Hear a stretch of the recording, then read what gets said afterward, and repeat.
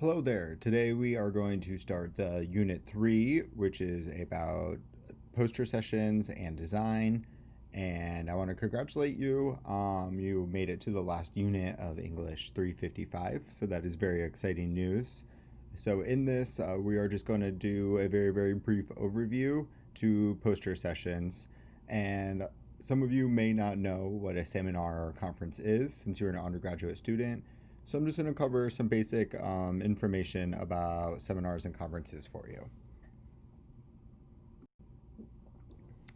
So on the agenda today, we are going to explain the purpose of health and science fair conferences.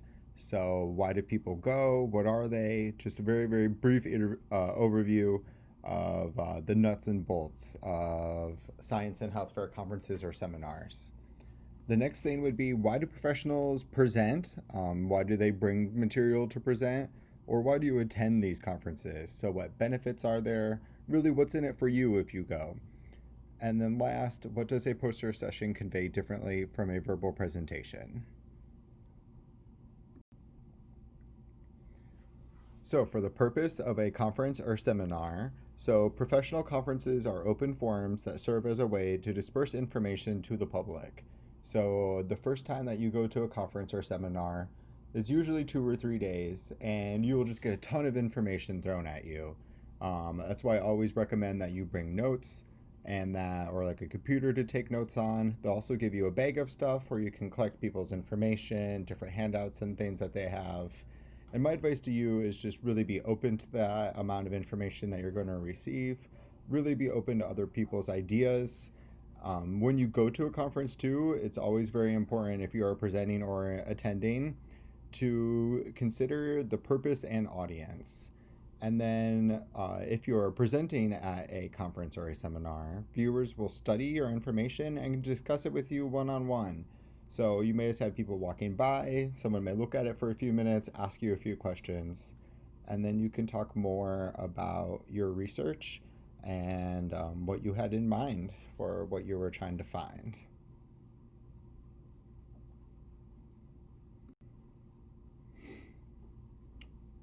So one thing that instantly popped in my head when I thought about making this presentation was, I think we need to make it very clear the difference between a conference and a seminar. The first really big difference between a conference and a seminar is that conferences you're much more likely to find and attend. I think seminars are a little bit more rare to find. I have been to 3 or 4 conferences. I have never been to a seminar. So seminars are formal presentations by one or more experts in which participants are encouraged to discuss the subject matter. So I know, like on campuses, they invite people to speak, so that would kind of be something like this. Conferences are usually more large and it's for consultation, exchange of information, or discussion. Conferences are held for every field: science, health, nursing, education, business, etc. And conferences also tend to be larger and a little bit more serious than seminars. So no matter where you are as an undergraduate student, now is just kind of the time to find out more about conferences and seminars. As a grad student, you may attend your first seminar or conference. To rewind a second too, before you're a grad student, you'll probably do a capstone project, and that will give you some idea of what it's like to present and prepare this information. And then, so you're in this class learning about it, then you can go on to do your capstone. And then in grad school, you may attend one. And definitely when you get more into your career, conferences and seminars become a very important thing to show that you're dedicated to the field, that you're interested in learning more information, and that you just really want to learn more about the field. So, why would you want to attend a conference? Maybe you've never attended one, you don't even know what one would be like. Some benefits of attending would be that you can put this conference on your resume or your CV. You always want to make sure that you include the name of the conference, the location, the date, and then maybe just a few bullet points or just 1 or 2 sentences, just really describing the main gist of the conference. Make sure if there is a theme for the conference that you put that on there too. You can learn more about what others are doing, so see what other research people are doing, what people are interested in, what new trends are happening, gain more knowledge in your field. education and science and nursing or any health fairs. Information is constantly changing with new technology and things that are coming out. Visit a new place and have fun. So it's most likely that this conference is not right down the street from where you live. Usually they require traveling.